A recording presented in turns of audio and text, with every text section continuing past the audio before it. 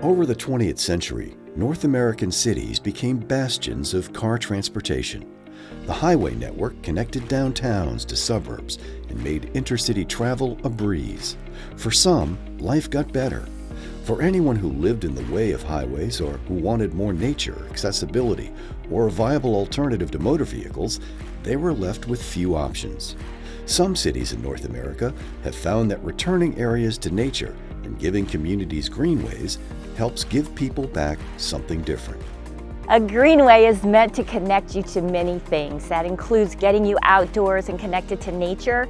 We often have trails in our greenways that help connect our communities, but it's also about environmental sustainability. We're always thinking about carbon sequestration, stormwater runoff, native landscapes so that we attract birds and bees and think about pollinating our environments.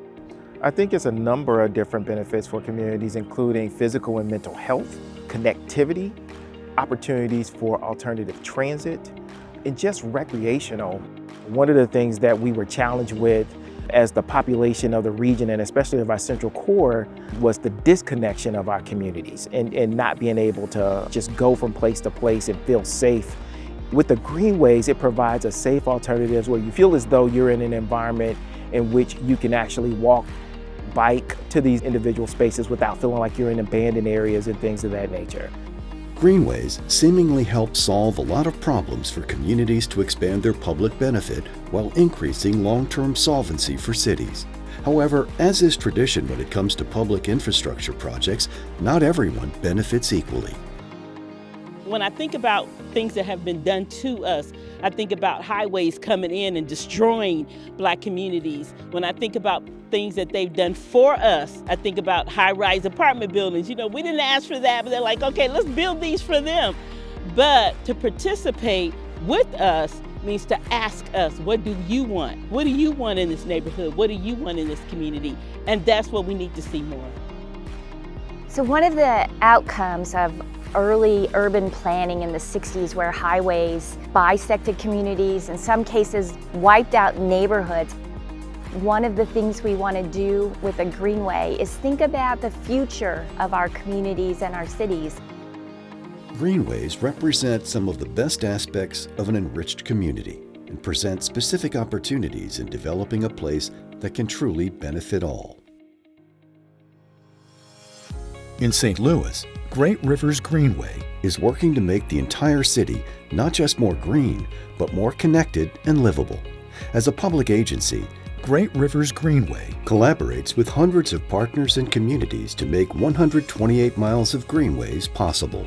I recently asked the children of Esso Place Apartments, what do you love about living in the West End? And they pointed down to the Greenway. So children who normally didn't have a place to play and jump and skateboard, they love that we have the Greenway there now. And it's in their neighborhood, it's right down the street from them. They said they love having the Greenway here in the West End.